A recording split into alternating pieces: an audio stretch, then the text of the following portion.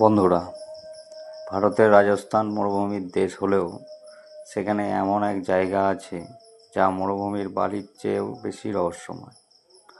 আলোয়ার জেলার আরাবল্লী পাহাড়ের কোলে অবস্থিত ভানগড় দুর্গ। দিনের আলোয় এটি একটি ট্যুরিস্ট স্পট হলেও রাত নামার সাথে সাথে এখানকার বাতাস ভারী হয়ে ওঠে।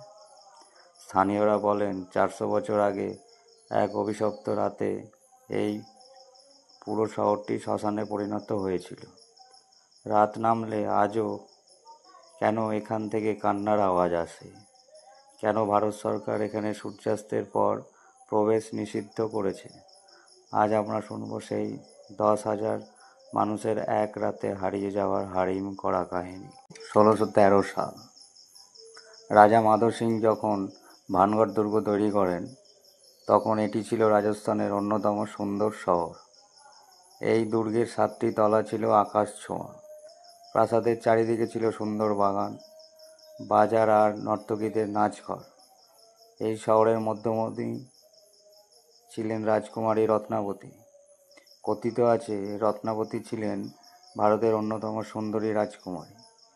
তার রূপের কথা শুনে দূর দূরান্ত থেকে রাজকুমাররা আসতেন তাকে বিয়ের প্রস্তাব নিয়ে। কিন্তু সেই রাজকুমারীর ওপর নজর পড়েছিল সিঙ্গিয়া নামের এক তান্ত্রিক।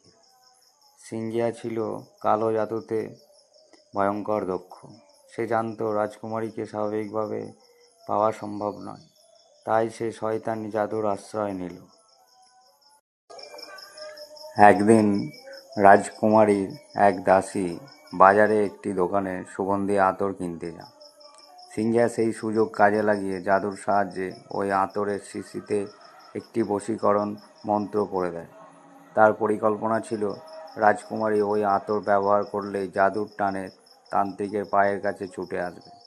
কিন্তু রাজকুমারী রত্নাবতী নিজেও জানতেন এই ধরনের অশুভ শক্তি সম্পর্কে।